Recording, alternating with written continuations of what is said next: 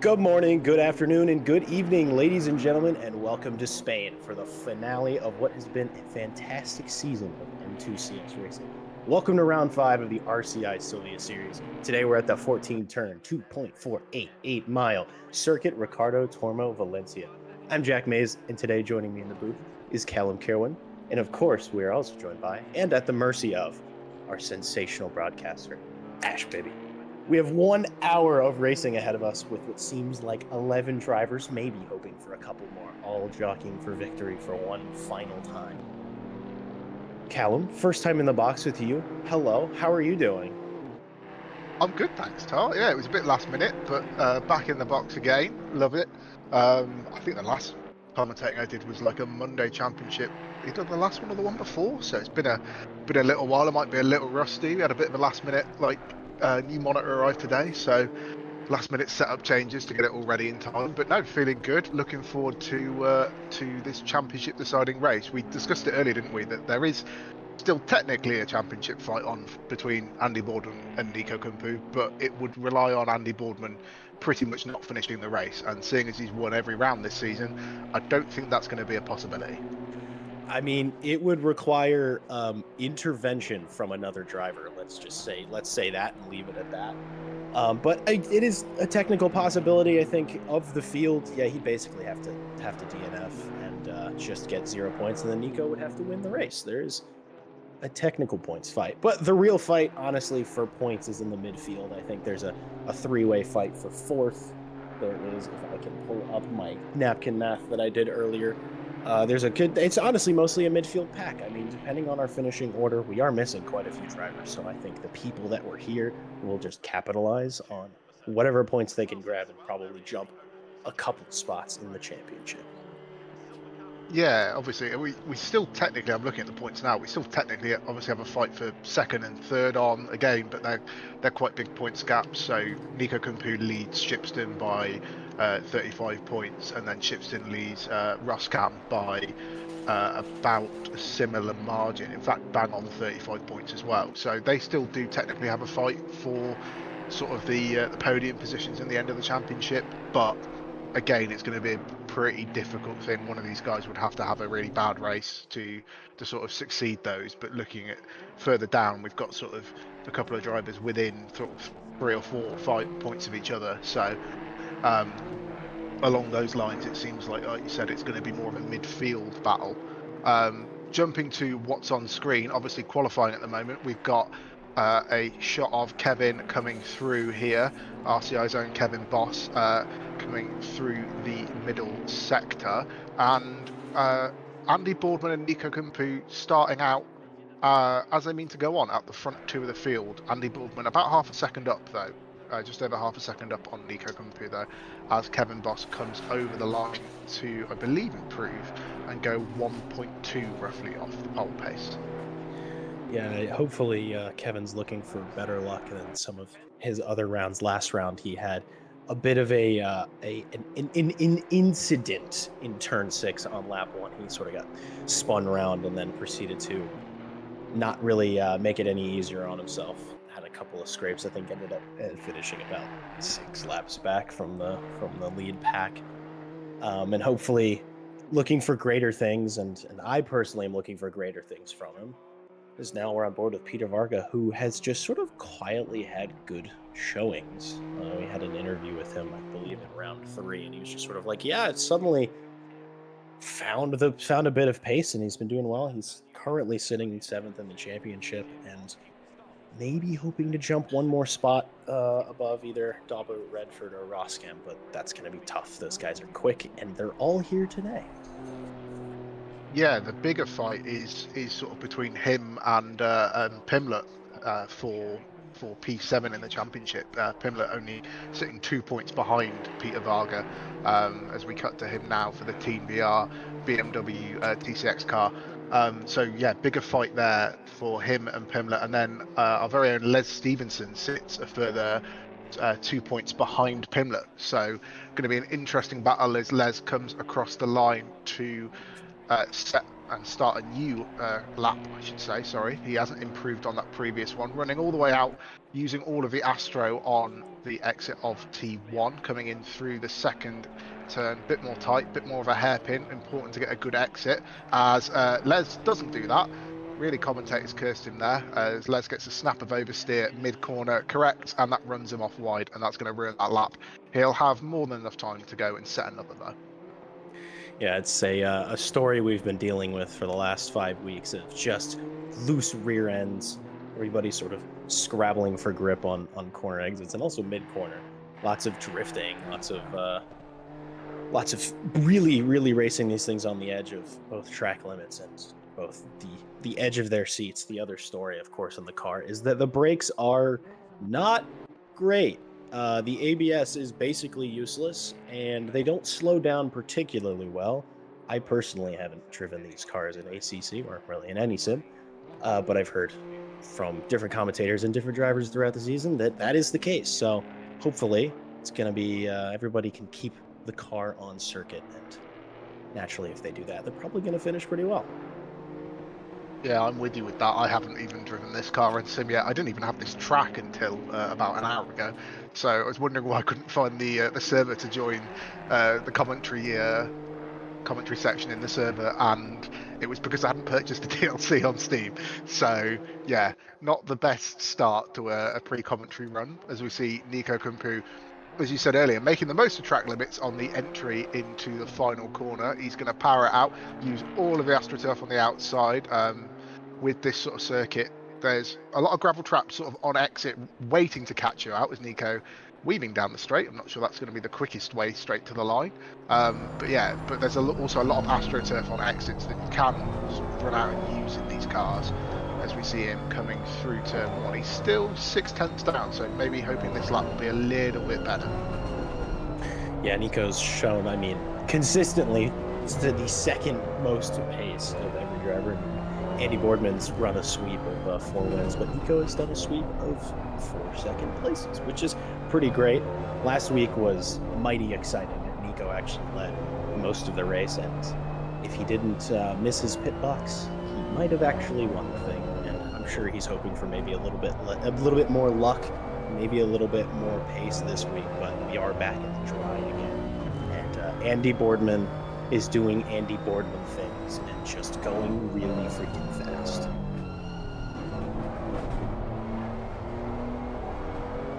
I'm hearing in my ear from the ever-powerful Ash Bibby that apparently we're thinking we haven't had a clean sweep in a series since Night Owl. So it would be a massive achievement for Andy to clean sweep a series. Obviously, 72 points every round this so far, maximum available to him. But yeah, it would be a big achievement for Andy, who is a very quick guy, isn't it? Yeah, you don't need to say that. He's led every race of the season from the front. So yeah, it would be an amazing thing to see Andy clean sweep a series. But Nico Kumpu isn't going to give it up without a fight as he comes through the final corner here, trying to get as best of a run out as possible to the line. We'll see if he can challenge any further, as Boardman has gone 7 tenths, but now Nico drags that back. A couple of tenths gained up by Nico Kumpu, so he's still sitting about half a second off the quali pace of Andy Boardman, Jack. Yeah, there's always been a bit of a gap in qualifying. I don't think Kumpu has actually out-qualified Boardman yet this season, but on 2 occasions so far, he has beaten him to the exit of turn 1. So hopefully, we might see a little bit of that, as I'm seeing in our RCI TV YouTube chat. Joe Dauber's letting us know he's going to try to give us some action by starting in the back. He's done that, I think, 3 or 4 rounds out of the 5 we've had so far, and it is always pretty fun to watch him just sneak his way through the field. Not always sneaking, sometimes just flying and doing a bit of bashing through the field, but not as big of a field today, so hopefully we won't have that level of shenanigans from him. But we'll definitely be keeping our eyes on there. What I'm seeing right now and keeping my eyes on is Kevin Boss. He's currently sitting P3. He's sort of had a reasonable amount of pace. But yeah, I also have my eye on Kevin Boss. He's currently a 10th up on his lap time, so looking for some improvement, maybe trying to challenge Nico.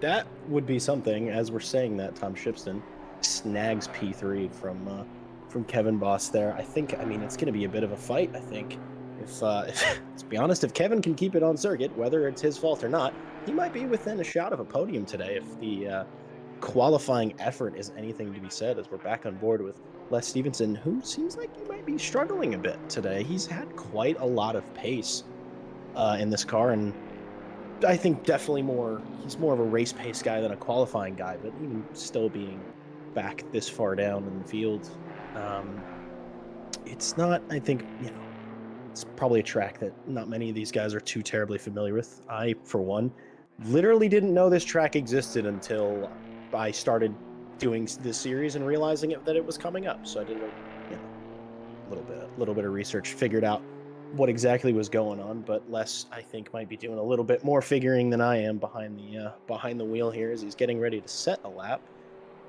And a mighty improvement. I mean, that was a good 3/10. The 5, 6, and 7 positions, super, super tight. But I mean, that's all the way up to P5. So maybe he was listening. And keep it up, Les. That was a good lap. Yeah, Les is a quick driver. Like, I've raced with Les before. Les has helped me out when I sort of jumped back into sim racing sort of at the start of this year. Les and Callum Kerrigan have helped me out massively in sort of providing setups and things like that, and sort of nurturing me back into competitive sim racing, which I'm hoping to sort of continue soon. But yeah, Les is a quick guy. I'd expect to see him sort of challenging maybe Thibaut Roskam and maybe Tom Shipson if he can sort of pull a lap together as we seeing Thibaut Roskam come through turn 1. That's very wide, Jack. I think that's probably invalidated his lap time. That's not the line through there. And yeah, Thibaut Roskam parking it up and going back to the garage. That's, I think, might be a little bit unfortunate for him with how close the mid-pack qualifying has been. Him not being able to get that final lap when the circuit's at its best. And honestly, these cars seem to really only get quicker as the temperature begins to rise in these tires. So him missing out on that qualifying lap may be a bit to his detriment, as actually we're seeing Mike Redford as well has parked it. So only a handful of drivers left on board with the Italian phenom, Marco Ficciuto, who has also been another driver that's given us quite a bit of entertainment so far in this series, having a lot of good battles. Some ending in joy, some ending in tears, but a lot of great driving. Yeah, I mean, so now they won't have enough time to set another lap.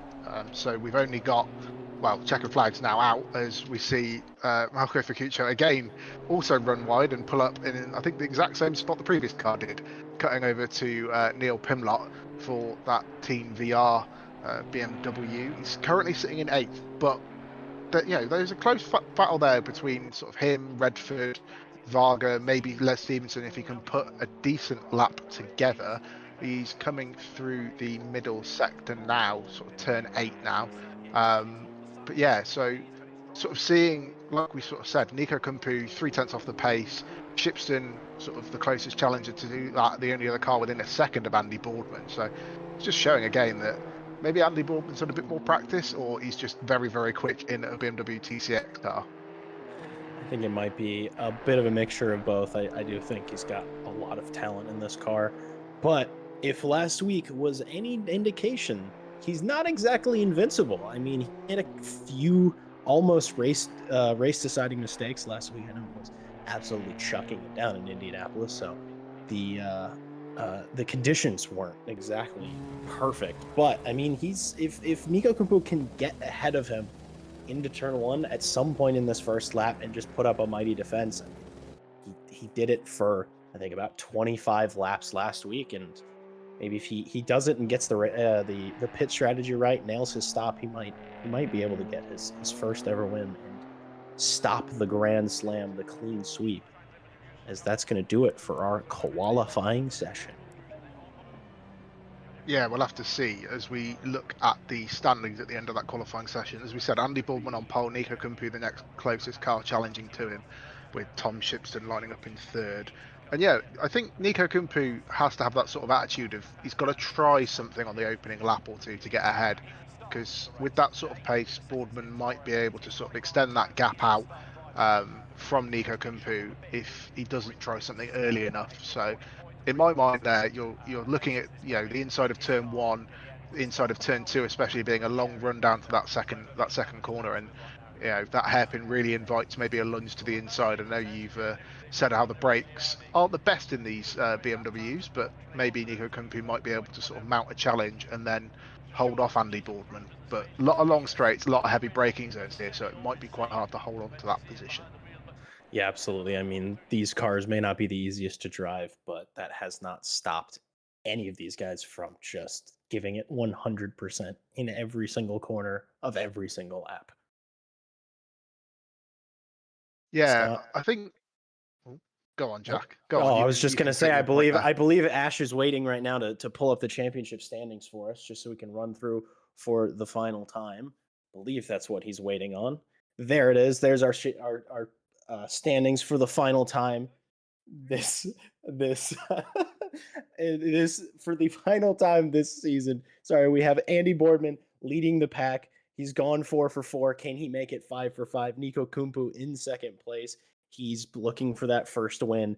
And honestly, that win might be worth the championship to him. Tom Shipston in third place. Another driver who's been pretty unflappable in his positions, finishing fourth in almost every single round. T-Bot Rosscam is in P4. Mike Redford P5, Joe Dauber P6. I think the fight between these three is probably going to be some of the spiciest we see on circuit today. We have Peter Varga in P7, Neil Pimlott P8, and Les Stevenson P9. Another battle to see whoever finishes ahead of that pack basically is going to get each other's position. So big moves there. Hugo Doobie, who I don't believe is here today, is sitting now in P10th. Richard Meerman P15, Mike Foxhole. Sorry, not P15, P11. Richard Meerman, Mike Foxhole P12, Matt Malcolm P13, Marco Facciuto P14, Ted Edwards P15, Dominic Wojtek in P16, Kevin Boss in P17. I think he's going to make quite a run up the standings after today if he finishes pretty well. And Will Stevenson rounds out our standings as all these other drivers have signed out.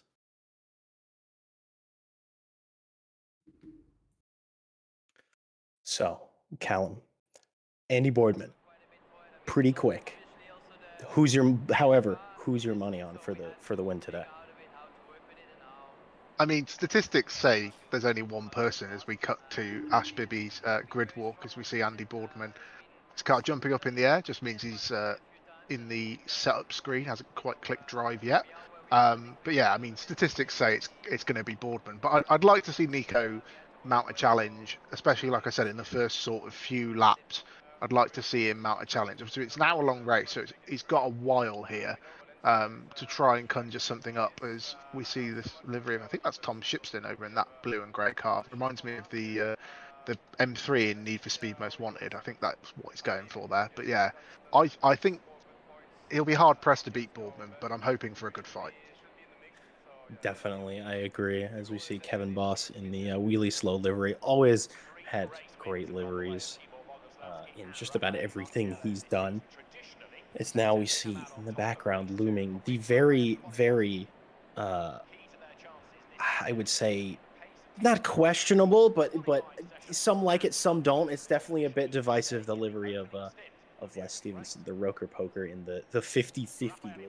I think I saw in the YouTube chat that Joe Dauber said, Les, quick driver, horrible livery. So, that's Joe Dauber putting in his 2 cents. We're just keeping our way down the field. I'll go through the final couple of messages we have before the race begins. Mike Redford talking about how in qualifying he had 3/10 on a lap, but he just couldn't put it together. And also that he had no practice. So Mike Redford's probably going to be a bit of a dark horse here, and maybe a bit wild for this race, and he's looking to nab P4 in the championship. So we'll be keeping our eyes on the points throughout the race, doing lots of napkin math, my favorite kind of math.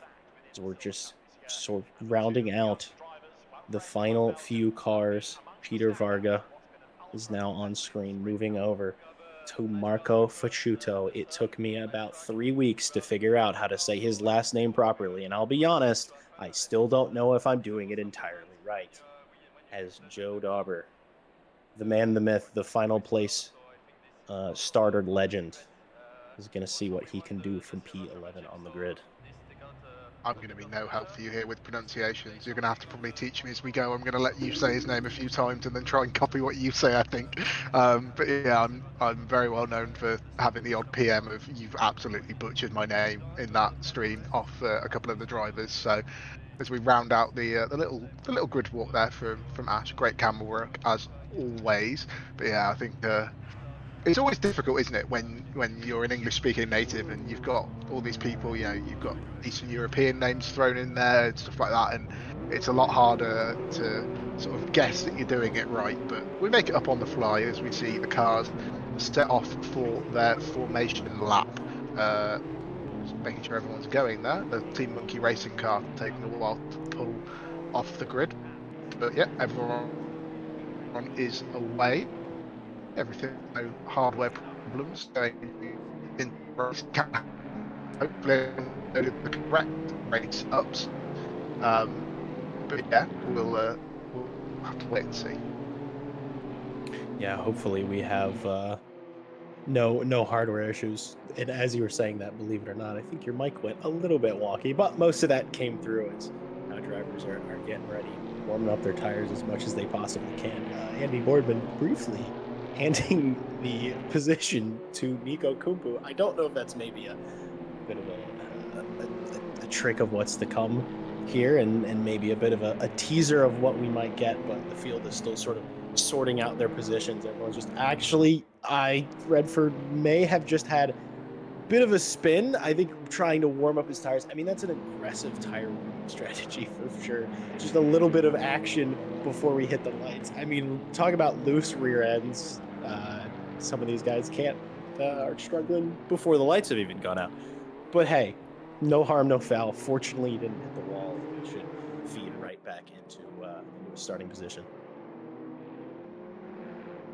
Yeah, I don't think gravel's best for warming up the tyres, but yeah, a rare mistake from Redford on the formation lap. But you'd rather do it on the formation lap than on the opening lap of the race, I guess. So hopefully he's got that all out of the way now as we sort of come through the into the final sector, getting ready to go. Redford will have taken his rightful spot on the grid. A lot of cars deciding to speed up and slow down and overtake each other, but they are all forming up, ready for the race start. Nico Kumpu obviously going to give that place back to Andy Boardman. It currently says he's in first, which is a bit odd. Must have led over the timing beam on the formation lap. But yeah, Andy Boardman will be leading the pack away and deciding when to go. I mean, I'd imagine he's going to go late because it's a very long run into turn one. I think he's going to wait as long as he possibly can. Every driver for the final time this season just getting ready, getting amped, showing what they can do. More on the formation lap that I've definitely seen so far this season. Cars sort of jockeying for position before the lights are even out. I mean, their positions are decided, but here's the green flag as now all bets are off for the final time this season in the Sylvia series. Right now, I mean, Andy Boardman got a pretty decent start, but Nico Kumpu already showing his fangs into turn one, got the better launch, seemingly, and if he can make it down, he is on the outside coming into turn two, but he does have a big overlap. He leaves space for Andy Boardman, who keeps his nose in. They're clean coming through turn two, now down into turn 3 and 4. Boardman seems to have the position back, but Kumpu's not giving in, as now he's back on the inside for turn 5.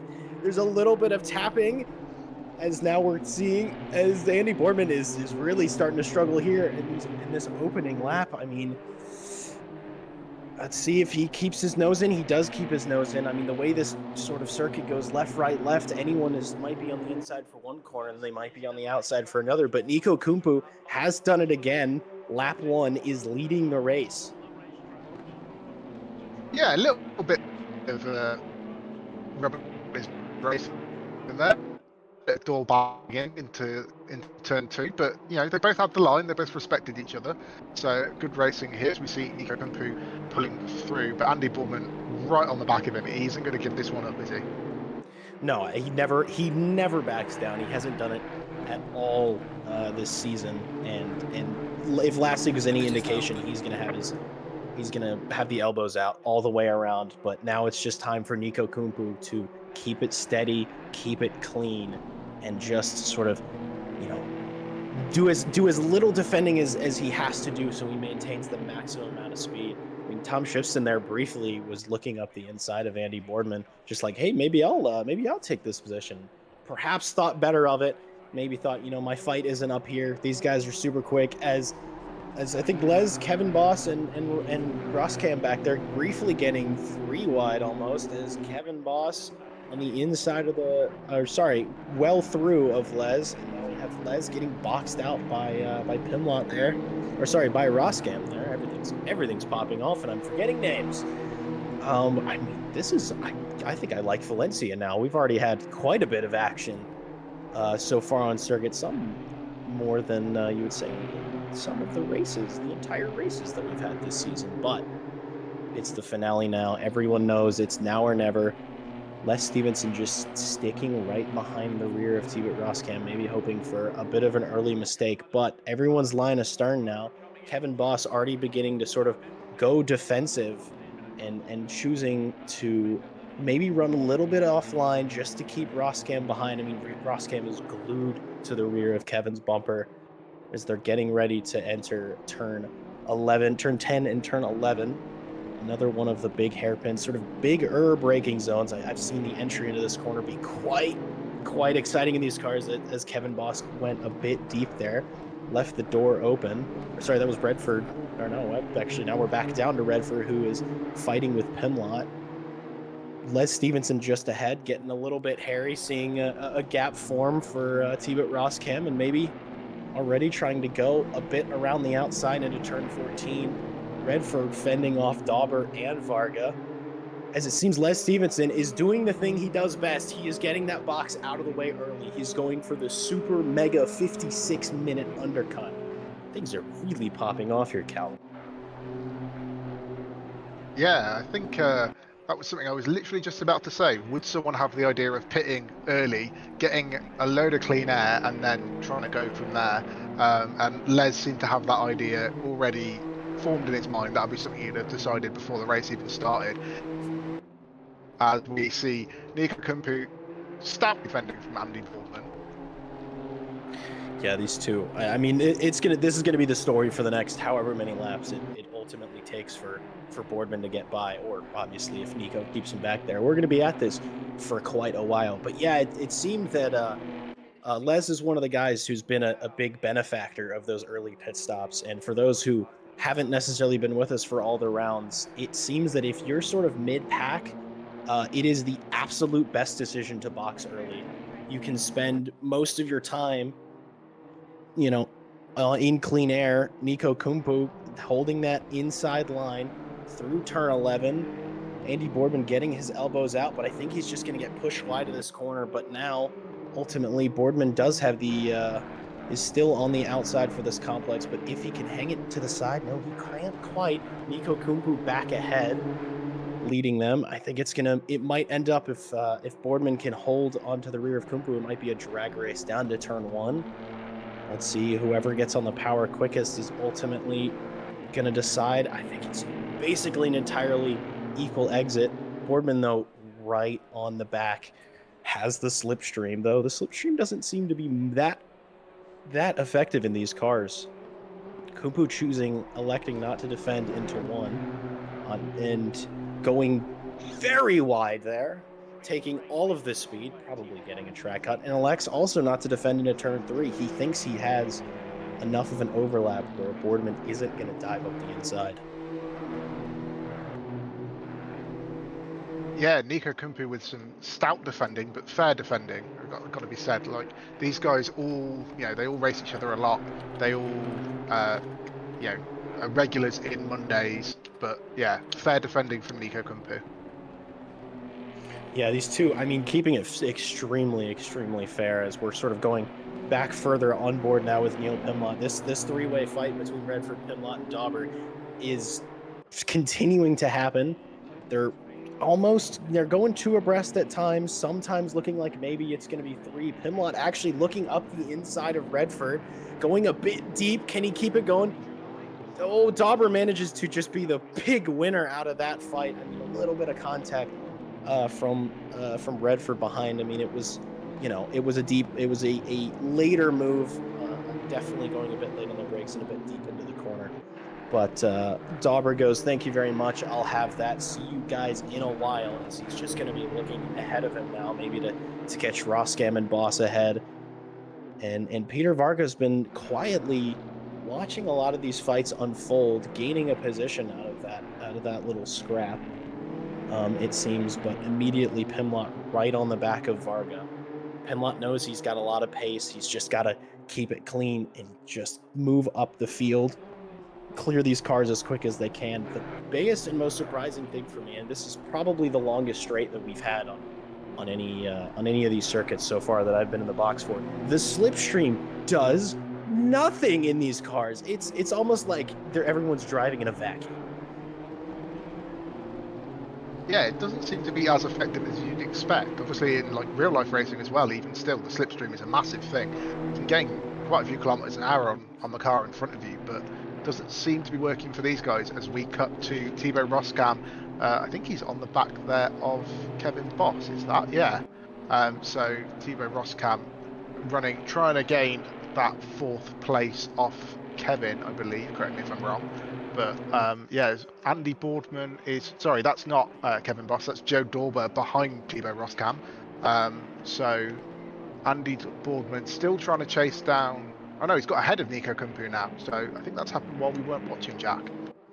Yeah, I think it almost is seeming from the Delta that maybe Nico had a bit of a mistake, because to just drop a full second like that while ultimately we didn't even notice was definitely... I mean, Boardman's quick, but it's to pull out that much time that quickly is certainly something.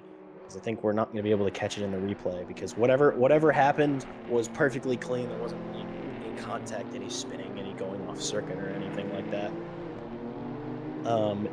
But that may get answered by the end of the race. Who knows? Maybe Cooper will inform us of what happened there, as I believe that is Mr. Kevin Boss following the Les Stevenson school of race strategy of, hey, let's get this thing out of the way now. Ultimately, all I'm doing is losing time driving in traffic. It makes for maybe a less interesting race, but it often has made for a much bigger, better result.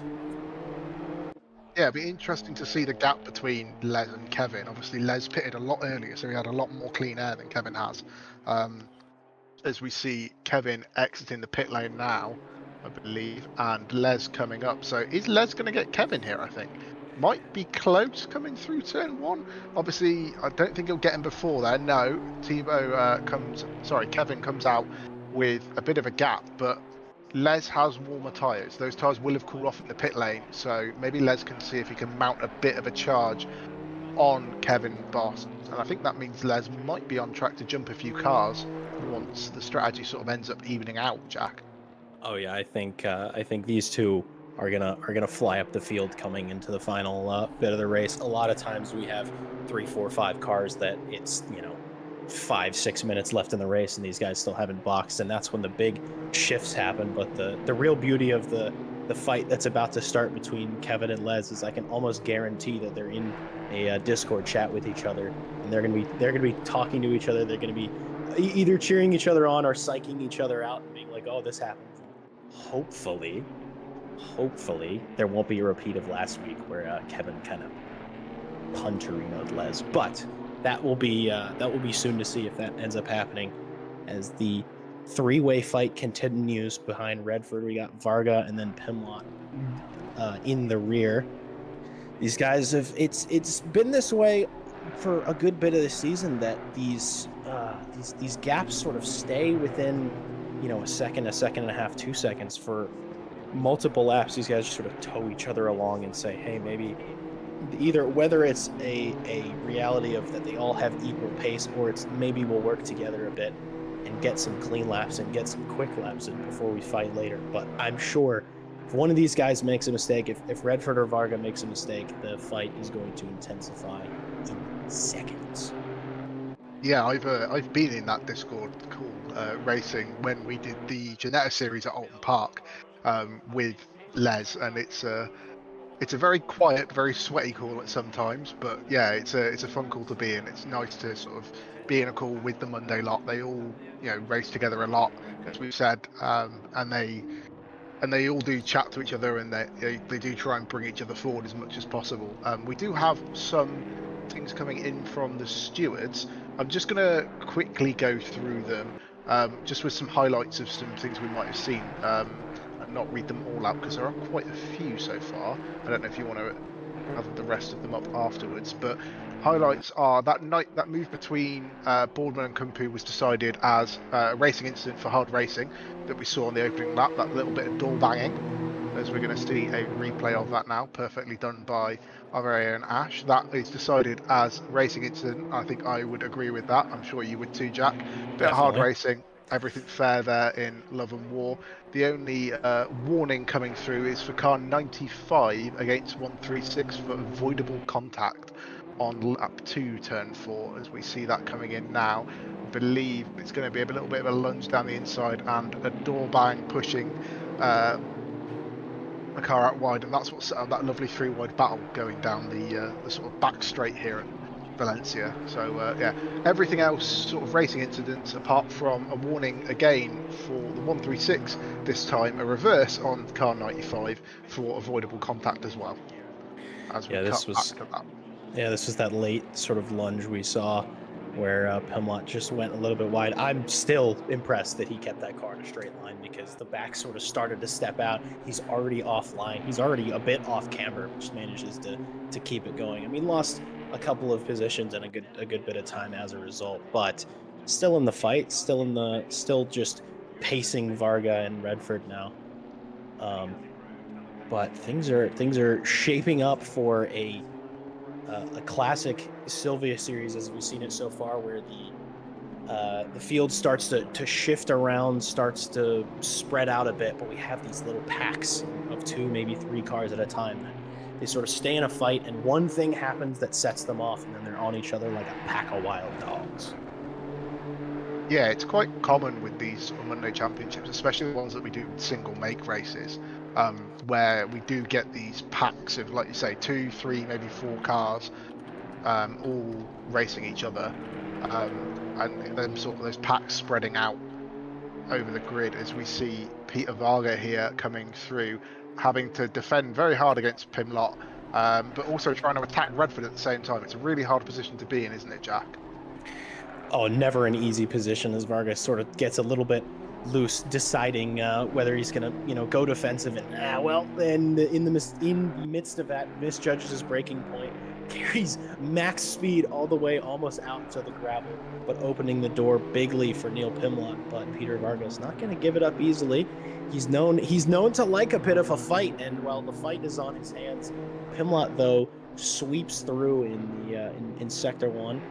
They're heading now through turn 5 and getting, I think it just seems like Pimlott sort of got that move done, licked, stamped, and delivered, and Varga now is on the back foot, having to chase him down. I am looking further ahead at Nico Kumpu's gap to Andy Boardman, which, I mean, Boardman's doing a Boardman, let's be honest, but Kumpu's actually dropping back a bit into the clutches of Tom Shipstead. I mean, it at times I think I saw briefly like a 3/10 gap, but it's now more closer to 6/10 there, as we're closed. We've already slammed through the first 15 minutes of this race. I think of the races I've seen, this has easily been the best for at least the first 15 minutes. Yeah, not a lot of cars on the grid this time. Obviously, we were hoping for a few more to sort of be late joiners, as we see Varga getting a bit out of shape and cutting the curb on the inside. That doesn't set yourself up very nicely. The car bounces there, but he is going to send it down the inside coming into the final corner on Pimlott. Pimlott leaves him loads of room, runs out wide, and Varga takes the place, as we see Redford there, I think it was, deciding very late to go into the pit lane. A lot of late pit lane decisions by these guys. Maybe Redford just deciding that he's maybe getting a bit distracted by the cars behind. We'll let them fight, and then we'll go off and try and set some quick laps in clean air. So we'll have to see where Redford comes out versus that Les Stevenson, Kevin Boss battle, which is still holding Kevin back by about 4/10 there, as we see Varga there trying to go round the outside of Pinlock. I think he's holding on to that position coming into the braking zone there. Just a quick shout as well, as we've seen a couple of cars go wide. We have live stewards, obviously, for any incidents here. Big shout out to all of them. Currently feverishly working away in our steward's bar, apparently it's now called. It used to be called the steward's box. I believe it's now been renamed the steward's bar. But yeah, big shout out to all of them looking at any incidents or any contact, but we use the ACC's inbuilt system for track limits. So obviously you have your 3 chances, and then anything further than that is a penalty from the system. So anything that comes through from that isn't done by us. That's just ACC's inbuilt track limit system. But big shout out to all the stewards in the box. We always have a good number on a Monday looking at any little side-by-side scrapes, and I feel like we're going to get a few more of them as we cut to Joe Dorber here, attacking, I believe that's Thibaut Roskam up ahead of him. Yeah, Dauber, he did the Dauber thing. He started from the back, and he's already up into P5, looking for P4 for sure. And I mean, once and if he clears Roskam, Shipston's not too far away. I mean, it's 3.5, 4 seconds, and Shipston managing to pace Kumpu rather well. But Dauber has always been on the attack in just about every round we've had him in, and he's certainly on the attack now. Going through turn 1, we'll see. They both run in equally wide. Dauber now maybe looking out, getting his nose in a little bit, but just knowing a little bit better of him to not go for a dive there. That is certainly far back from these M2s. Well, I say that, but Dauber's now sticking his nose in. They're going into turn 4. And once you're inside for turn 4, that also means you're inside for turn 5. Joe Dauber just sort of gets it done nice and clean.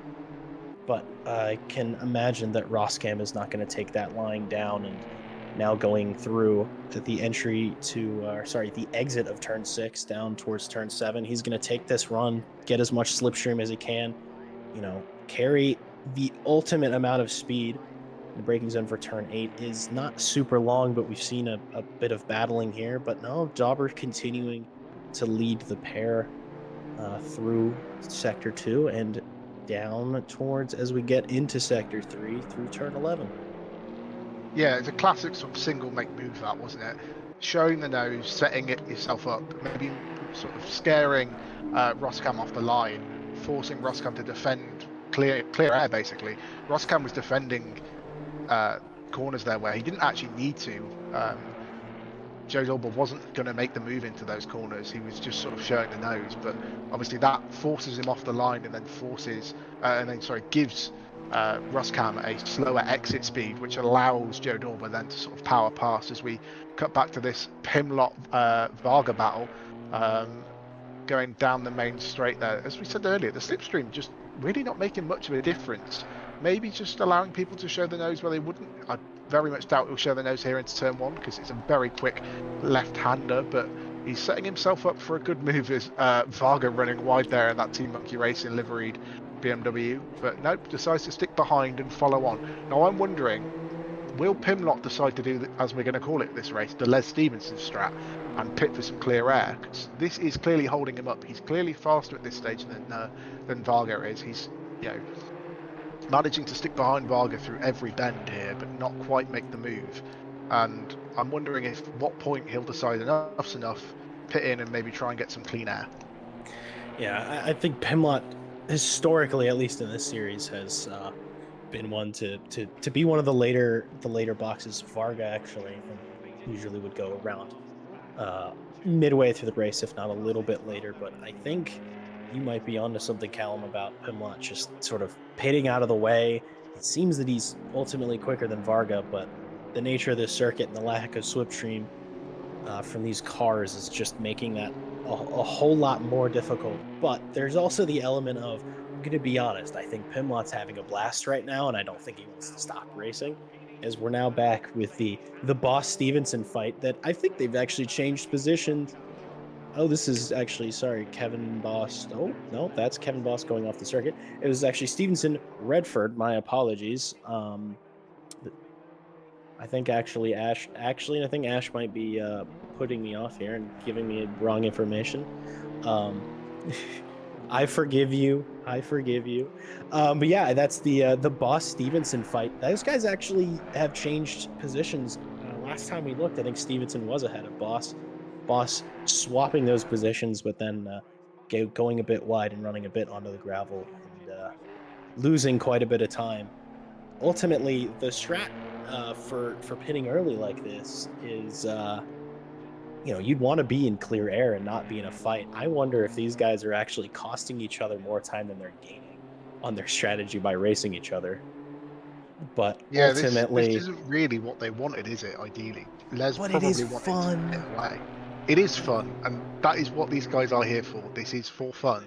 Sometimes I think we get a bit distracted that sim racing is all about, how where did I finish and how well did I do, and forget that this is fun. These guys are all having. I'm sure they're all having a lot of fun, especially with this car on this circuit, as we see Varga getting closed up to by Pimlott. They're cutting back to that battle. And yeah, a bit of fun for these guys. I'm sure they're really enjoying the battles. Maybe that is why Pimlott isn't pitting yet, and deciding just to see if he can get through on Varga. He shows the nose there on Varga, but nothing doing there. Varga just takes his line. He knows he's got the speed into the corner and just sort of sweeps through ahead of Pimlott. But yeah, it's really good that we're seeing quite a lot of close battling here. It's hard to sort of stay this close behind a car a lot of the time. It's very distracting having someone right in front of you, sometimes in sim racing, and these guys managing to fight it out and stick very close. As I think Varga might have got a bit of a worse exit than Pimlott there. Yeah, I've got my eyes glued to the delta now. I'm curious what difference the exit makes and what the slipstream makes, and he closed about a tenth. I mean, that is not exactly a short straight there, but that is a that is a pitiful amount of overspeed getting from these cars. But I think ultimately today I prefer it because watching these cars battling and the twisties rather than just sort of overlapping one another on the straight and braking later. I mean, it's making things more difficult. And clearly these two are fighting. I mean, they're sort of trading blows on who's going to go a bit wide, maybe who's going to go a bit deep. But Varga so far absolutely holding his nerve, but Pimlott just putting his nose out there, just being like, "Hey, I'm still here. You're not going to get rid of me." Notice Varga actually prefers a bit more of a narrow line there into turn 7, I believe was the one they're going into. I've noticed he has more of a narrow line as Roscam takes it a bit wider and maybe sets up the braking zone a bit better. Varga going a bit deep there into turn 11. And now we're going to head down. Oh, but Varga managing to just get the power on earlier. Pimlott maybe feeling a bit nervous, leaving his nose out there. I'm still rather impressed how coming through turn 12 or so, the exit of turn 12, how those cars bounce up over those curbs. It looks like they get really unsettled, but just about everybody has been doing it today, so I'm gonna assume it's piece of cake and it just looks scarier than it probably is. As now we're going fully on board, we can see here if there is sort of a slipstream effect. This actually looks like that's just there's a little bit more rubber banding than anything else, but basically zero difference on the straight behind another car, which is, I'm still in complete disbelief. Callum, I'm sure you feel the same way. Yeah, I think that tenth he gained on the previous lap was more based on exit rather than slipstream. I don't feel like it's actually doing anything, the slipstream around here. Weird phenomenon, but yeah. Another point about those curves to make, Jack, is you don't see it in sim and from the driver's seat, but those curves are actually quite big. Like the drop in between each curve and the drop from the edge of the curve to the Astro is quite a sizable drop. If you ever do a circuit walk in real life, it's one of the things that surprises you most up with the elevation changes that you don't really see come across on camera. I remember going to Brands Hatch, sort of the first year I did some racing work and doing a track walk there and just being surprised by how big the drop of Paddock Hill is in real life. It really is, it's a hard hill to walk up, and how big the serrations in the curves are. So you don't really see it, but it does unsettle these cars, especially with these being rear-wheel drive. It will sort of, if you're on them, especially on exit of the corner, it will unsettle you a bit more than you might think. Yeah, we just got an ultimate example as from the passenger seat of how bumpy that ride can be over those exit curbs, but still not unsettling these cars. And I'm sure these M2 are a bit softer than say GT3s, GT4s, GT2 cars that are more commonly raced in ACC. So I would imagine it's easier in this than perhaps in those. But I think Pimlott, though, has maybe met his match a little bit as we go on board with the race leader, the championship elect, the man, the myth, the legend, Andy Boardman, who is currently, we still got half race distance to go, but he's currently sizing up that 5 for 5, the gap behind around 7-8 seconds. And if looking on the track map, I mean, that looks like a bigger gap than 8 seconds, but it's, this is the thing that he seems to have the ability to do is, keep it not just between the lines, but keep it consistent lap after lap after lap and nail it every time, not get himself into any trouble. Clearly, I think the wet weather last week may have gotten the better of him, but he's back on form today. Yeah, Andy's a very experienced racer here, though, isn't he? He's been around RCI for a while. He's done a lot of different race series over the years here at RCI, and won a couple, I believe. I'm not entirely sure on everything he's won, but yeah, he's looking like he's going to round this one off with another win. But I don't want to commentators curse it. I've been in this situation before where I've commentators cursed a driver in the lead, and I don't want to do that. So, as much as it is great seeing him max the potential of that BMW M2 out, I don't want to risk commentators cursing him. But yeah, he's an impressive drive so far for sure.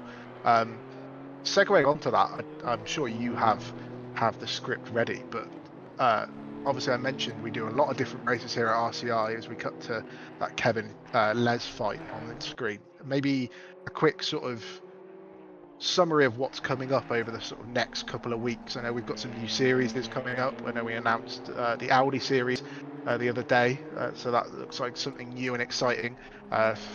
3 different cars in one championship, 2 races each, going around some different circuits in ACC. So yeah, maybe a quick highlight of what's coming up over the next few weeks, Jack.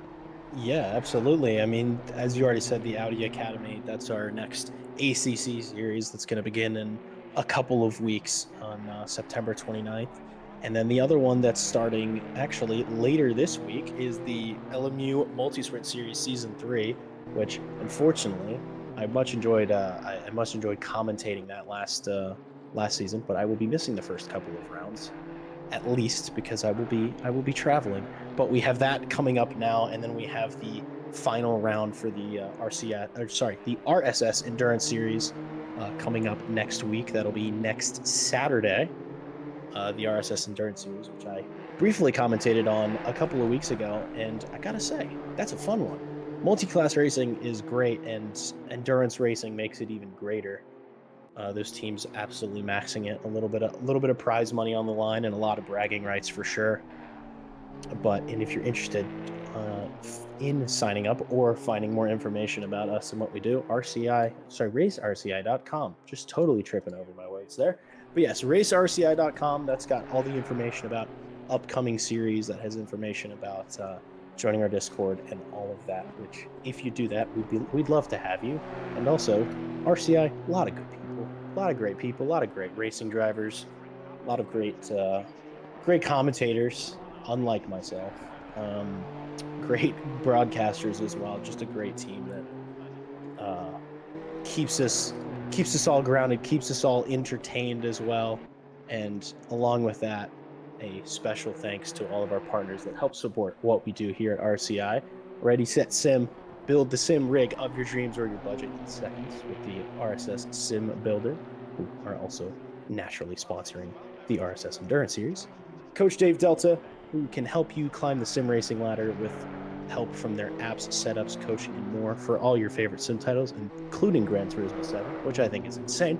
Find out more by visiting Coach Dave via the link in the description. Green Man Gaming, score huge savings on PC games including new releases with Green Run Gaming, by following the link below. Moser Racing, quality direct drive hardware that doesn't break the bank, now including flight sim gear. Check out Moser today, also from the link in the description. To Pimax, they deliver class-leading clarity and resolution with their range of VR headsets. You can learn more about how you can get a discount today by visiting the link below. And of course, a special thank you to Motorsport UK for selecting us as a recommended esports community. And thank you to all the partners for their continued support. And thank you for being here today. I think there's some great commentators here at RCI. Obviously, like you say, we have quite a strong team now, quite a lot of commentators. We usually manage a live stream for every event that we do, and it's fantastic. Obviously, here everyone gives up their time for free. This is something, that's, as much as we may seem professional, Jack, it isn't something that is paid. It's something that we all do because we love these sim races and love these events and putting on a show for you guys. So just to go over some things that happened sort of on my screen that maybe have me wincing a little bit. Les Stevenson and Kevin Boss have swapped back around. It's Kevin's turn to lead that duo of cars. Les got a bit out of shape in turn 1 and then looked like he was going to send a lunge into turn 4, but got a bit squirrely on the back end as we see Kevin Boss running wide in turn 1. It's sort of roles reversed now, but yeah, these guys, I can tell you, are definitely having fun now, Jack. Les will be loving this. As much as he won't like making a mistake, he'll be loving the chance to fight Kevin, and it's great to see some fantastic clear racing and some good battles between these two. They're massively similar on pace, and I know similar on experience as well. So yeah, it's great to see them battling away, but not great for their strategy, Jack. Yeah, no, I think they've certainly are losing each other time more than they're gaining it. But I can guarantee it's all smiles around. It's all laughs. Les Stevenson now getting ready, sizing up the move into turn 8. A bit of a surprise for me. I wasn't entirely expecting that to be as much of an overtaking zone as it is. Kevin Boss staying big in the mirrors of Les Stevenson. And just immediately returning the favor. He sees a gap into turn 11 there, getting ready to run down. He has the inside for turn 12, so I think the move might be done just for now. The only way, Les Stevenson goes for a bit of a switcheroo into turn 12. They're now going to come down 13 and into 14, the next larger braking zone. I think Les is going to try to square his car up, take as wide of an entry as he can, and absolutely maximize exit. It seems like he's done just that, but turn 1, turn 2 hasn't really seemed to be the ideal place for a lot of these drivers to swap positions with each other. Les just briefly stepping out, being like, "Hey, you probably forgot that I'm back here, but you probably didn't." He gets a little bit of a better exit actually in through turn 1, showing his nose turn 2 just a bit, keeping it clean between the two of them. I think they're going to keep going too wide. As Kevin Boss, he's staying ahead. They're getting close, but it's continuously keeping it clean now, going through turn 4. Turn 5 now just shows how important it is to honestly be more on the outside coming into turn 2, because by the time you get around to 4 and 5, you're back on the inside. The grip honestly seems to maybe be a little bit better there, a little bit more preferred, but I can only imagine the laughs and the jabs that these two are sending each other on voice chat right now.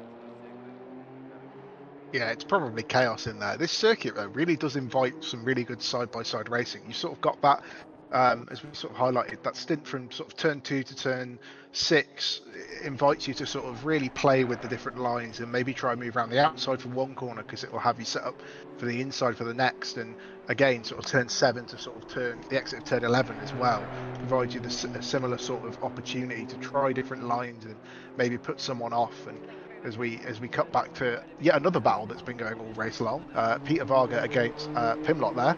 Pimlott still right behind Peter Varga. He hasn't moved. I'm sure Peter Varga definitely knows he's there. He'll be seeing him in his mirror, as he has been for about the last, I don't know, about half an hour now. Pimlott really trying to push Peter Varga along. I think, again, like, I'm going back to that idea of Pimlott pitting, but I think he's just enjoying this battle. he's having with Peter Varga, and maybe trying to feel out a move for an overtake. But knowing that when Pimlott does decide to make a lunge and get something sorted, I'm sure Varga might just pit in anyway, and we might be deprived of that battle. But hopefully not. Hopefully these guys decide to keep going right to the end. Pimlott very deep on the brakes there. I thought he was going into the back of Peter there. I don't know about you, Jack. I just clenched everything. Yeah, that was a bit nervy there. Pimlott sort of briefly stepped out to be like, "Hey, I'm in your mirrors," and I think amidst doing that, sort of forgot, briefly. Oh, hey, right, I got to hit the brakes here. Pretty stiffly. I was almost entirely certain that Varga was going to end up backwards there, but Pimlott, fortunately, being able to slow down the car enough. I'm not actually 100% sure if there was contact there. There may have been a little bit of a bump, but clearly not enough to put Varga off, as we're back with Nico Kumpu, who's the gap has sort of begun to stabilize. I think he's really found his footing right when we're hitting about the 40-minute mark into this race, where Kumpu's found his pace. He still does have the quickest lap of the race. I think that was lap 2 that was set. That was when Boardman was right behind him, and nothing makes you a quicker racing driver for a couple of laps when there's a really fast driver who is in your mirrors. That was a great battle to see, and I'm sure Nico enjoyed it, but it's maybe a little bit disappointed that he wasn't able to stay behind Boardman. But this is fairly typical of what we've seen all season, where Boardman really gets it going, as Tom Shipson is just sort of almost what looked like let through a bit by Marco Ficciuto seems to be Ash Baby saying lapped car. I disagree. I believe actually that it was that Shipston had boxed, and Ficciuto just knows that Shipston's mighty quick, and he was like, you know what, this isn't my fight. My fight is keeping it between the lines, and just lets Shipston run on by. Shipston flicking on the hazards to be like, thanks, mate. That's, it's great. It's helpful, and sometimes you don't need to go wheel to wheel with everybody that comes your way, especially if you're just trying to keep things clean, keep things honest. So a bit of strategy, perhaps there from Ficciuto. A rare second mistake from Ash Bibby in one stream, two in one go, where he's called a car wrong in our ears. Jack, I don't know what's going on here, but yeah, it is a strategy we run in real life racing as well. I do a lot of sort of coaching as well in some Formula series, and we will often send a driver who's maybe a bit less experienced out right behind another more experienced driver that we have in our team, so they can learn the lines off them. And maybe that's what Ficciuto is trying to do there with Shipston, is sort of just follow his lines and maybe see where he's losing a bit more time. It's obviously easy to do that in data or with onboards and looking back at race replays, but right here, right now, to make him quicker in this race, that's probably the best way he can learn and develop maybe off someone who's a bit quicker than him over a single lap. But yeah, it's a strategy we do use. As I think Ficciuto has, I've maybe cursed him a little bit. Maybe he's followed the wrong lines from Shipston, and he's just got himself a drive-through penalty for track limits. Ash Bibby is furiously apologising for his mistakes and says that he's excited for tea bags, which must be an inside reference to a stream that I wasn't here for, Jack. Sorry, it's been a very long broadcast series. I'd like to apologise to everybody listening at RCI. I shall get back in my box as soon as the broadcast is concluded. This is a big moment for me. Ash Bibby has just uttered words for the first time when I've been here on the broadcast. Ash, we love you. We are only making fun of you because we care about you. And the reason that was going on the screen. Also, yes, I mean, if you're allowed to make as many mistakes as you want, considering I basically can't get a sentence out of my mouth without mixing up words today, so you're doing great. But the reference of the tea bags actually was for this stream itself is when Ash and I are sort of left to our own devices. We can't be trusted, and some of you might have caught during round 3 the Zolder race where I went on a tangent about Mayo for about 15 minutes. Ash and I were sizing up a teabag based conversation for this stream if the the moment arose, and I'm going to be honest, it hasn't really arisen yet. It's actually been a bit too exciting. Well, nothing's ever too exciting, but it's been a very exciting race. I cut in and say nonetheless. it might need to brew for a bit longer. Ooh, that was. Oh, hold on. Let me just going to give you a quick hand there. That was truly excellent. I would say I'm here all work. week. I'm here for one race, so take it while you can, guys. Teabag based jokes on RCI live stream. I have to say, I did hear about you talking about Mayo for pretty much the entire stream. I said to you earlier, and we did have a bit of a laugh about it. I don't know where it was from. I think somebody commentated in the YouTube chat, is this stream going to talk about Mayo? And I had no idea what was going on, and it had to be explained to me that Jack had spent pretty much an entire stream talking about mayonnaise. But yeah, so we'll leave the teabag-based jokery maybe for when nothing is happening on screen. But Pimlott is behind Peter Varga, as I'm getting asked by Ash Bibby, what is the best mayo? We're not slipping back into mayo chat, are we? I mean, Hellman's obviously. Hellman's is the best obviously. All right. It's obviously Hellman's. My manager at work maintains that Heinz mayo is the best and Hellman's ketchup is the best, which is just I think the mayo has just spurred on Neil Pimlott as he finally got a bit of overlap on Peter Varga. Nailed the exit through turn 15, is now going to just try to keep it up the inside of Peter Varga. I think we need to keep talking about Mayo because it's making Neil Pimlott faster as they're now on the longer run up to turn 2. Pimlott just needs to get his braking point right. He just kind of parks it on the apex there. Well done. Varga still not giving in. He's like, listen, I kept this position for 30, 40 minutes. I surely can get it back now. But through 4 and now through turn 5, Pimlott just seeming to he picked the absolute perfect moment because he's already carved out a bit of a gap. I mean, perhaps more of a gap than there's been behind these with these two cars for the majority of this race. But it was another sort of, actually that was probably the first time we've seen someone overtake actually before turn 1. I mean, the lack of slipstream has been a topic of conversation for most of this race, but well done for Neil Pimlott, a well-deserved P5 for the moment. However, these two haven't boxed, so it will be we have yet to see truly where these guys are going to end up come the race end. And now we're on board with Joe Dauber, who's managed to make it up to the podium position. He's actually been there for a little while. He's sitting, on the podium after starting in P11 on the last slot in the grid. And I mean, he did what he said he was going to do. He gave us a bit of entertainment for sure. We enjoyed watching his exploits, early in the race. And excellent work from him. Yeah, I'm starting to wonder where Shipston's going to filter into all of this. Because obviously Shipston is the lead car that has pitted. Kevin Boss and Les and Mike Redford also have as well, but they're a bit further back from Shipston, about sort of 10-15 seconds back. So I'm wondering whether Shipston's going to ruin Joe Dauber's day and podium charge as we cut back to this battle that is still ongoing. No matter what, this battle will, I think, still be ongoing as Ficcuccio takes his drive-through penalty for going over track limits too many times. He'll have to keep it clean from here on out. But yeah, Les still behind Kevin Boss. I don't think that's swapped over while we've been looking at other cars and having Teabag and Mayo-based japery.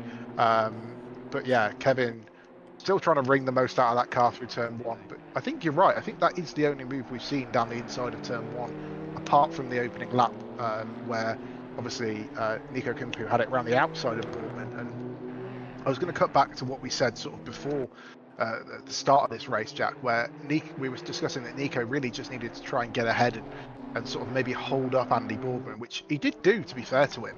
But then obviously Boardman, with the pace that he's got, sort of just eventually found his way past, obviously with that mistake from Nico Kumpu, as we see him being chased down by Joe Dauber there, forever in the mirrors. But yeah, like, he did what we said he needed to do. He just really couldn't hold on to it, Jack. I mean, yeah, and to be fair to Nico, he's extremely quick, but Andy Boardman just sort of seems to be extremely quicker. Mostly entirely unflappable, Only the rain could try to spoil his day, and ultimately it still didn't. Because now the gap is sort of nearing closer to 13 seconds for him in the 69 nice BMW M2. I think. I mean, I don't want a commentator's cursing either, but I think he's mostly got this thing sewn up. Ash Bibby willing Andy Boardman to make a mistake and make this interesting, but in our ears, we need to have a stream, I think, where Ash is just permanently unmuted, or maybe not. Ooh. I don't think YouTube's ready for that. I think we get kicked off the air. I don't know I don't think that would work. YouTube channel for very long. I think and I think Jesse Lee might have something to say about that. Yeah, I was gonna say, I think whoever authorized that, whoever was doing lead comms and agreed that was a good idea, would get a very strongly worded message from Jesse Lee. As I'm not Ash saying is now saying it's up to him. It would be a good idea. I'm not saying it would be a good idea. I'm just saying it would be an entertaining idea.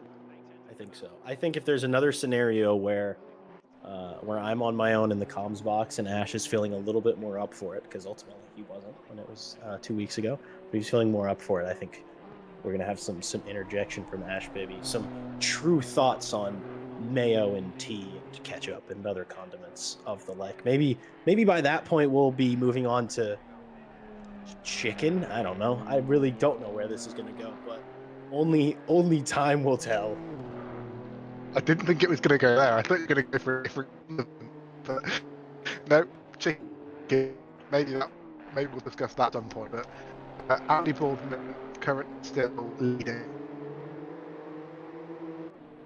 Oh, I believe Callum is having another incident of Mike go poo, but that is okay. I'm not 100% sure what he was about to say, but he's agreeing. I think what he's really talking about is how interested he would be to hear the chicken conversation and how much he enjoys. And his favorite thing of every week is hearing Ash Bibby and Jack Mays make a bunch of noise about a bunch of nonsense that has nothing to do with race cars. I know that's exactly what he's saying, and anything he says from this point that disagrees with that fact, he's just lying to himself, and he's lying to you. Am I back? You are back. Welcome back. I'm back. I think I'm back. I mean, I'm going to say that isn't what I was saying, but yeah, living in a rural location with internet that decides to be rural sometimes isn't the best for commentating on sim racing series. But yeah, Ash is saying for those weekly listeners, there is an iRacing broadcast with him. So if you tune into our iRacing broadcast, maybe you'll hear some more rogue Ash Bibby cut-ins from the depths of the broadcast box.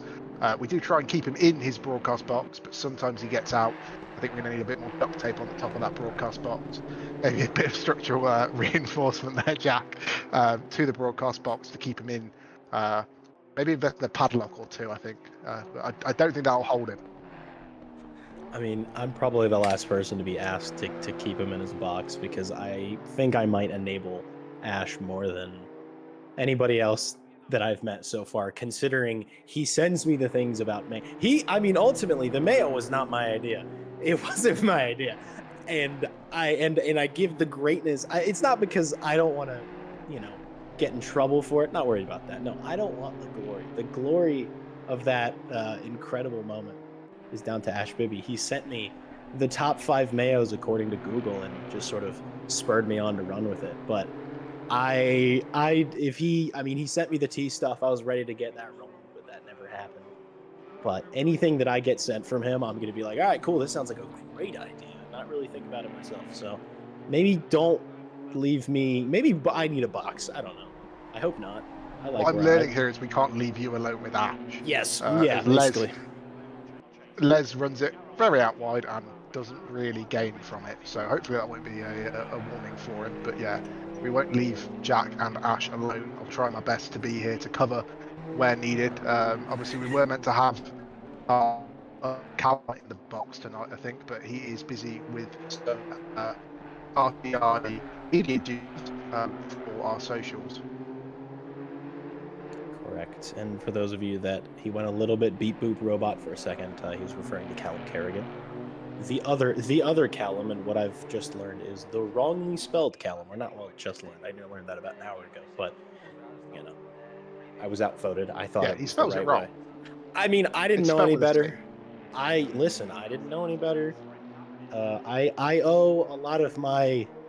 Well, I might be actually throwing him under the bus here. I owe a lot of my my broadcasting chops to Callum Kerrigan, since I was in the box with him for most of the multi-sprint series last season, where I was merely just a silly little trial commentator, just a North American deer in European headlights. And I don't know. It is also worth saying that as part of obviously the comms team here as well, like if you do want to get involved, if you want to be a steward or maybe try and steal Ash's spot as a broadcaster, he's very well entrenched in that box, but he does come out sometimes, as we've seen, or a commentator or anything like that, or help run with RCI if you have experience with media stuff along those lines, as we see the Les Stevenson and Kevin Boss battle, I think, coming out ahead of, was that Peter Varga in the pits there? That was Peter I Varga. believe that was Peter Varga. But yeah, if you do want to get involved, join in the Discord, give a message to anyone with RCI in their name, and then we can sort of direct you as to where is best and who is best to talk to. Obviously, it's a great community with quite a lot of people now we've got on the staff team here at RCI, doing a whole range of different jobs. So if you were interested in trying something like that, you don't have to have done it before. I don't know about you, Jack, but I'd never commentated on anything before when I started doing a bit of RCI commentary years and years and years ago, and now I sort of fill in for the gaps where people might not be available for certain rounds and take solo rounds on, and great fun coming in and just commentating on some racing.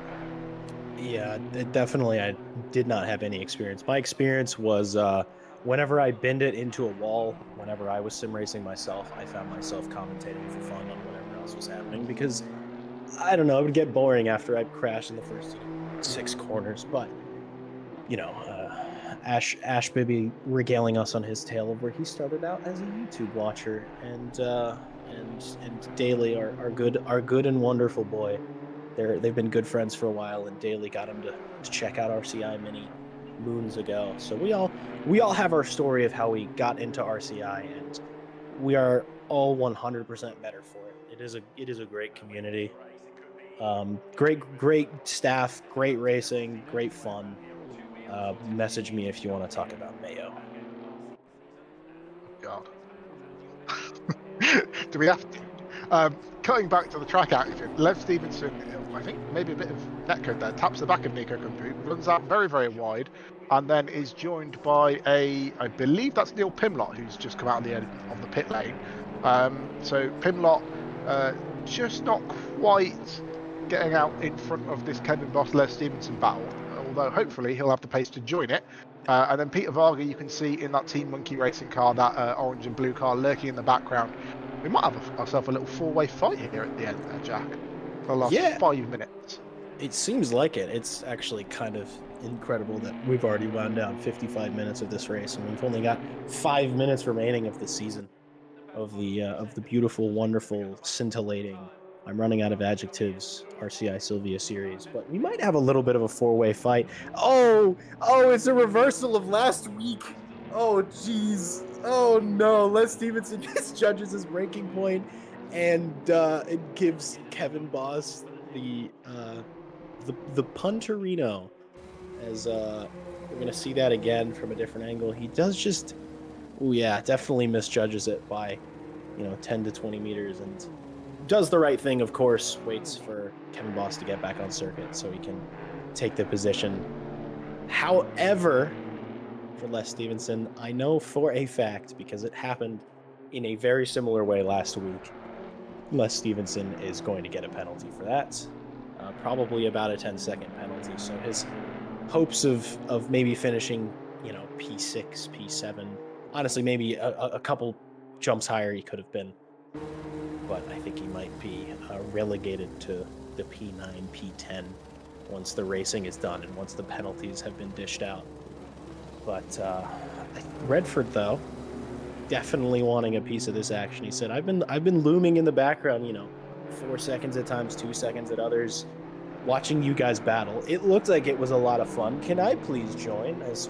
We've got 3 laps remaining. Redford getting a little bit loose on exit, having definitely a lot of fun back there.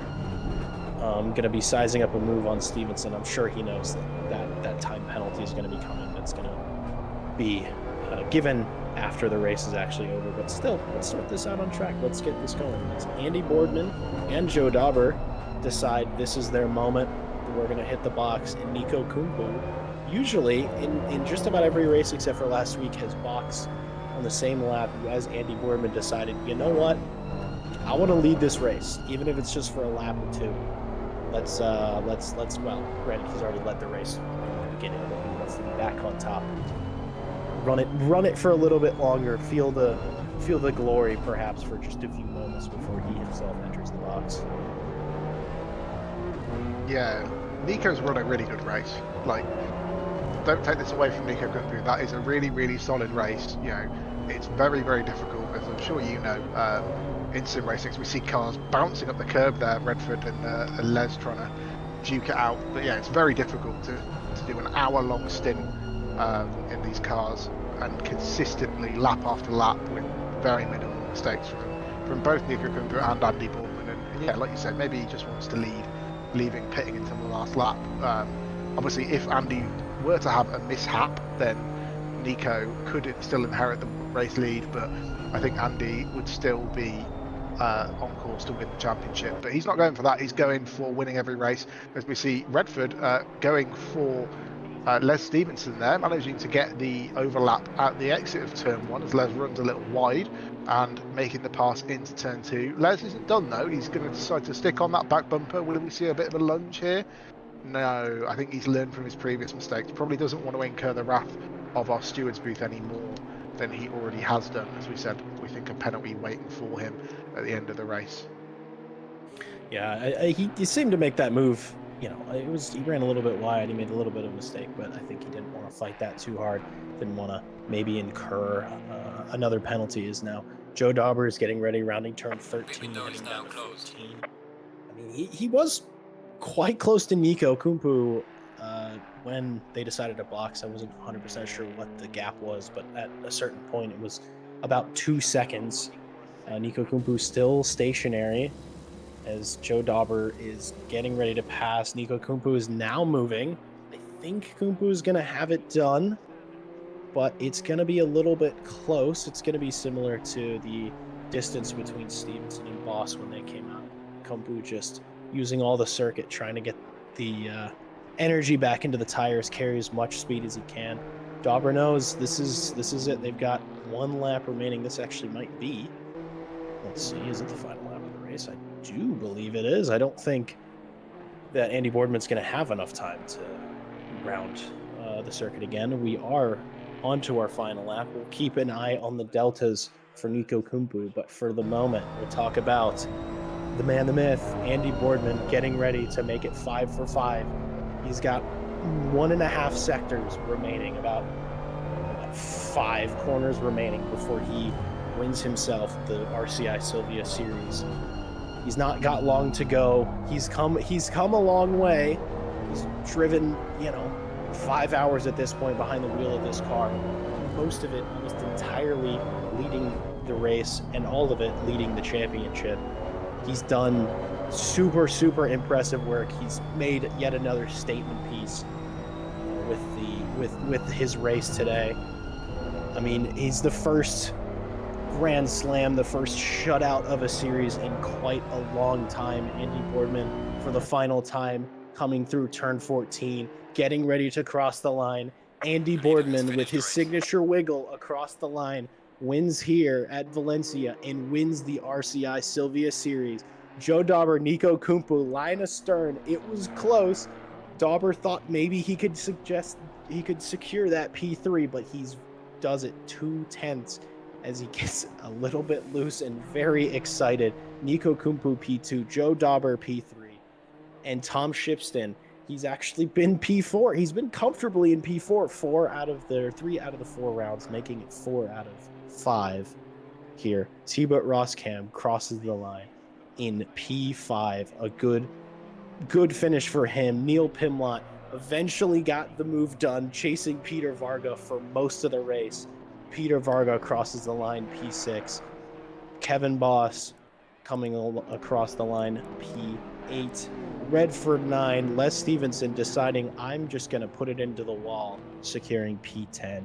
And Marco Ficciuto definitely didn't have the easiest race, but he stuck with it. No DNFs for, I believe, the first time this season. All cars that started finished the race. And what a way to go out. What a way to end this season. Yeah, big congrats to Andy. Obviously, he's raced here for a very, very long time, and showing that level of consistency, like we said, over the whole season. I believe with that result, though, Pimlott is going to take over 7th in the championship from Peter Varga. So Pimlott wins that battle that was only separated by 4 points between him, Peter Varga, and Les Stevenson. So a really important move for Pimlott to get ahead of Peter Varga, and that will decide that position in the championship. Obviously, just to note that the 5-second penalty for Les Stevenson, it just came through in our chat there. So obviously for avoidable contact, as we cut to some highlights of the race here, Nico Kumpu obviously getting a better start and hanging it around the outside of turn 1, and then that battle between him and Andy Boardman through the first couple of laps, going side by side for pretty much the whole first half of the lap as well, Jack. Yeah, definitely. And speak of the devil, the man is here himself, Andy Boardman. Congrats on making it 5 for 5. Congrats on winning the championship. How are you feeling? Thanks for that. Yeah, great. Yeah, interesting last race that. Nico was giving me a bit of a hard time at the beginning.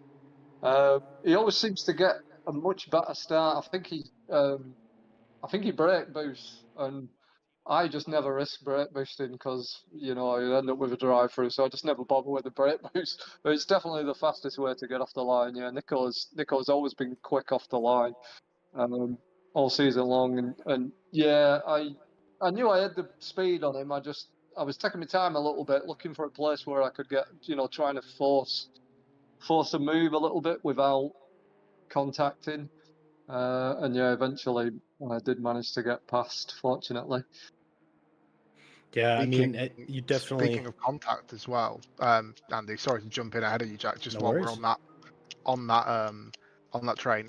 Any thought on that little bit of side by side door banging? I know it probably didn't set you back that much in the grand scheme of things, but yeah, it was good to see you guys racing hard. Obviously the stewards just decided it was a racing incident with you guys racing so hard at the start of the race, but I'm sure you probably knew that you had the pace, like you said, to get back ahead and gave you something to do as well. Yeah. I mean, it made the start of the race interesting. Yeah, the door banging, that was fine. Yeah, it was only a little tap, and yeah, didn't lose any positions from it. So yeah, nothing major going on there. Yeah, that was fine. It's good racing, isn't it? Definitely kept us entertained for a good chunk of the beginning of the race. But I mean, that was an impressive amount of patience, I'm sure, after last week as well, sitting behind Nico Kumpu for that long.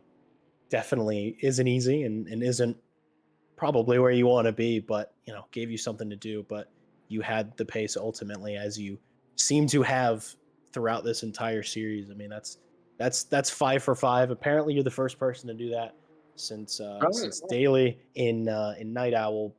I'm not sure what season that is. Maybe Ash Bibby knows, but it's been a long time, and Right. congrats on that. Yeah.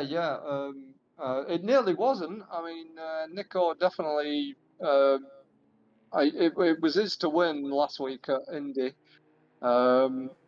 Yeah, obviously he messed up his pit stop, and that cost him, unfortunately. But yeah, the pace was. I didn't quite have as much pace at Indy in the wet, so getting past was. I just couldn't get past. I was trying to make a move, and I just couldn't. I think the speed difference between us was that narrow. It just wasn't enough to get a move done in.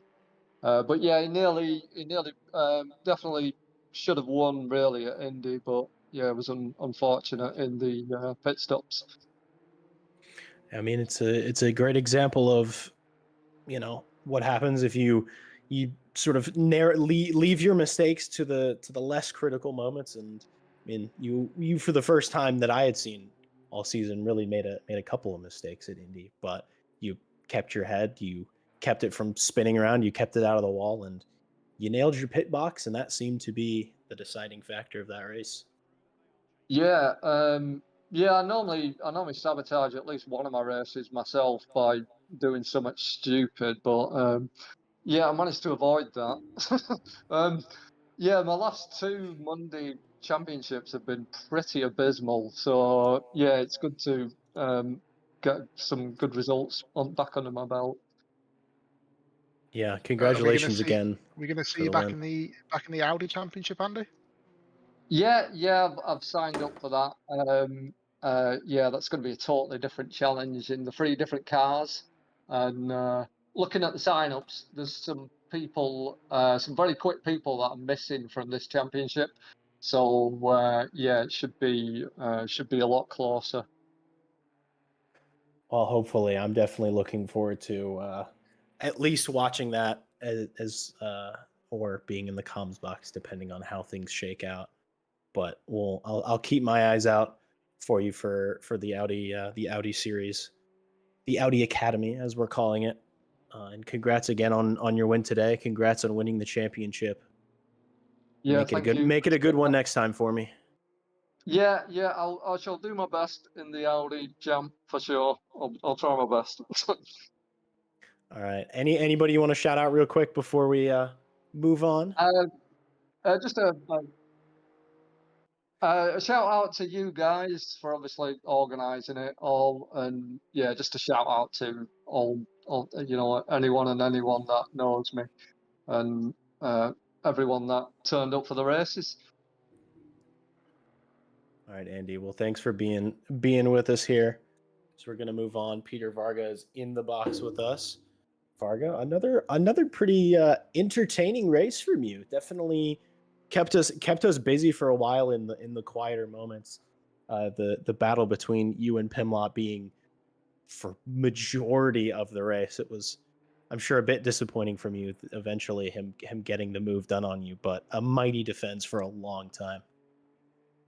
I wouldn't call it battle. I would more like call it a siege or something like that. So that's what it felt like.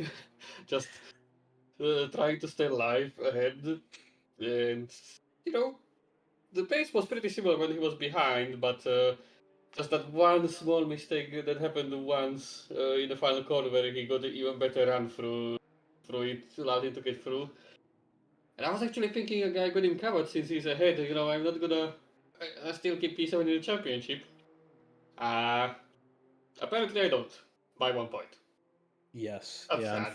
Unfortunately, yeah, it wasn't by much. We during pre-race we were talking about how that was really the closest battle in the championship between you, Les, and Pimlott, and basically whoever finished in front of the others would ultimately get the position. But Les obviously didn't end up finishing well enough to jump ahead. But hey, P8's not bad, right? I mean, how do you feel about the season as a whole?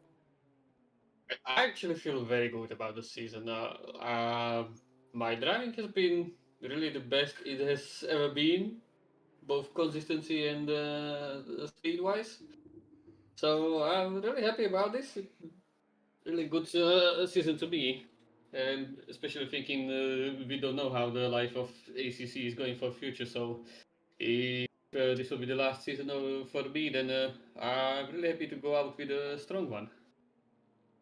Well, you say it might be your last season, but are you not planning on driving the Audi Academy then? Are you maybe deciding to wait in for the Oh, next one? no. Sorry, no. Audi is not really one of my favorite cars to drive, or like even marks. So I think I'll take a break from that one, maybe, and do more in the Le Mans Ultimate Championship. But that does not mean that Monkey Racing colors will not be present, as they will by the shape or form of my slightly faster teammate Marko Badowski. So check out, he will be the one who is going to be definitely gunning for the title in the Audi Academy. Yeah, I've seen Badowski race before and commentated on a couple of races where he's been on the grid, and he's definitely one of the quickest here in RCI. So, like you say, I think he'll be up there running for the championship in the Audi Academy. It means though, Peter, that you can watch the live stream instead, and you can hear all the wonderful conversations that me and Jack and Ash have during the live stream. I think your move where Pimlot lunged you was midst a conversation about different types of mayo and some teabag Oh based God, again. japery, but I'll let you go watch. It wasn't the whole stream. It was not the whole stream, but there was a very well timed joke about teabags from me and a little bit of mayo opinions. So I'll let you go watch that back at some point. But yeah, thanks for taking part in this Monday. Obviously, great to see you back out there as normal, and hopefully we'll see you back out there for, like you said, some of the Le Mans Ultimate and maybe some more ACC championships in the future as well. But just to sort of round it off, anyone you want to say thank you to? Obviously, I know you missed Badowski well in his championship challenge, but yeah, anyone from your end that you want to say thank you to and maybe shout out? No, not today. Okay, no worries though. But thanks for joining us, and thanks for popping in for an interview as well. Yeah, thank you for having me, and thank you for commentating for all the season and keeping us entertained. Goodbye. Well, ladies and gentlemen, I think that's gonna wrap up our interview portion, and that's gonna wrap up the Sylvia series as a whole. Thank you so much for being with us throughout this season. I think it's been one of the good ones. Mayo discussions withstanding. Thank you so much again for being here. Thank you to Callum for joining me today. Thank you to Ash for being amazing and making the dumb stuff happen, making the great stuff happen.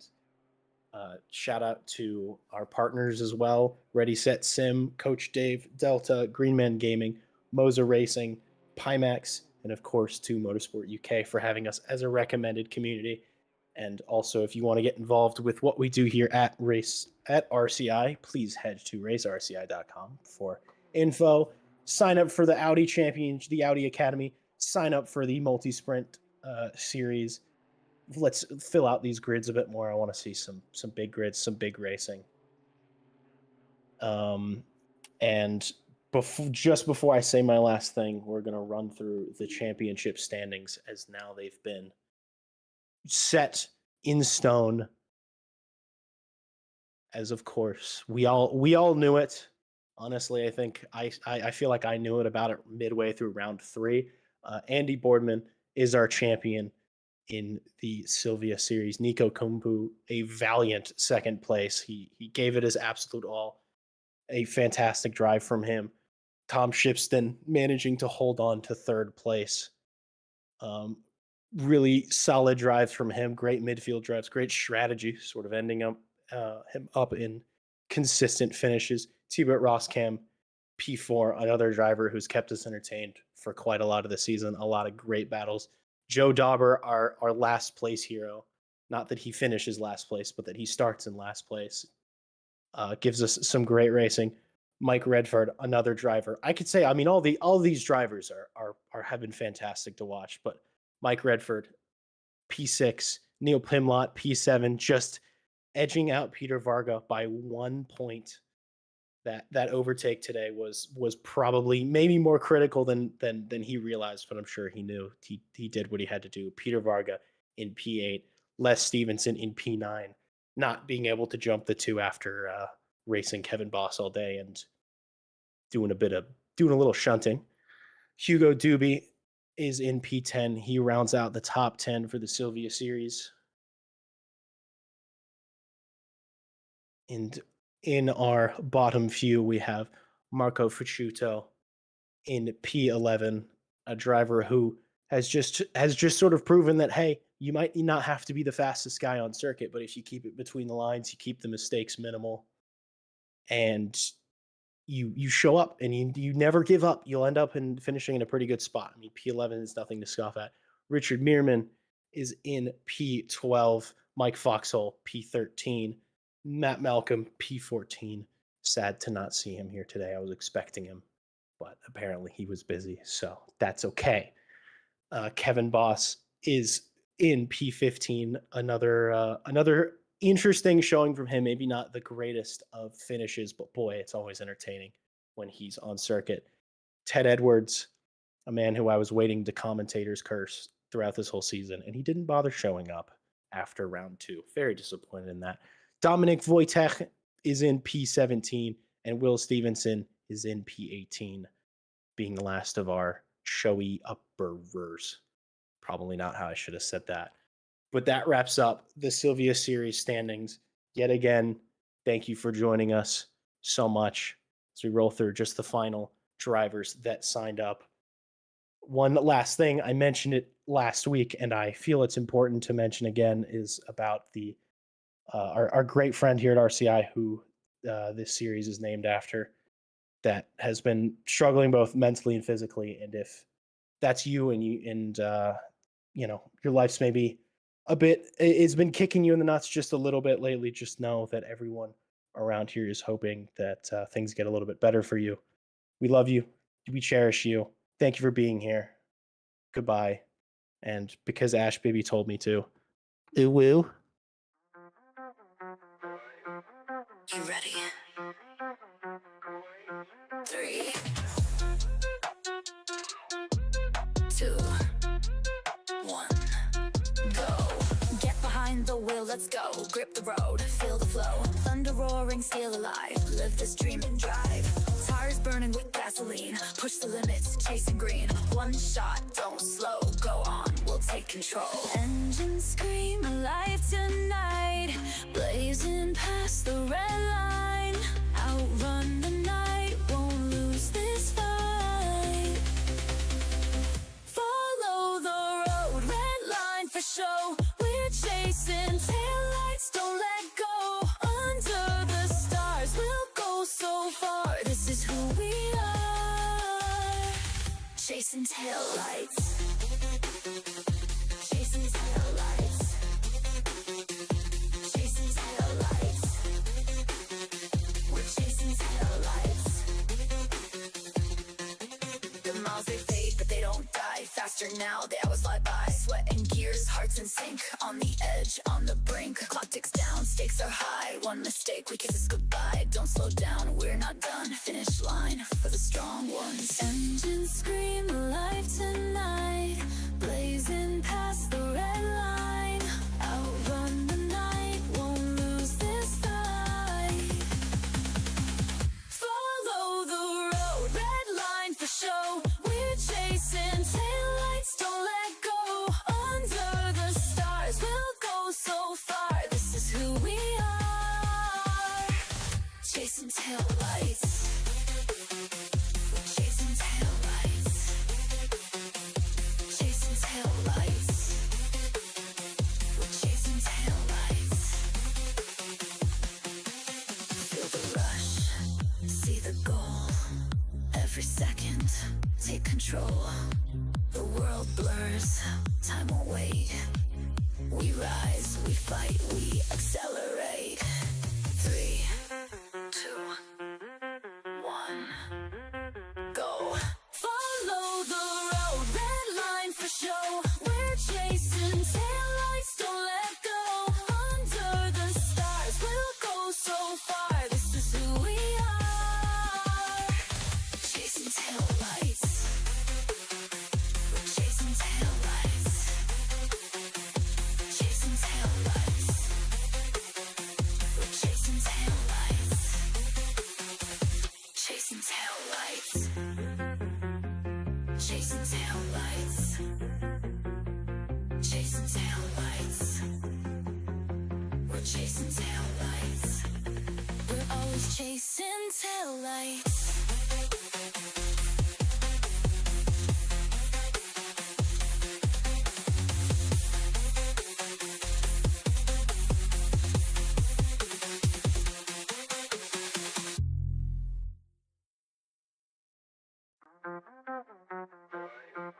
You ready? 3,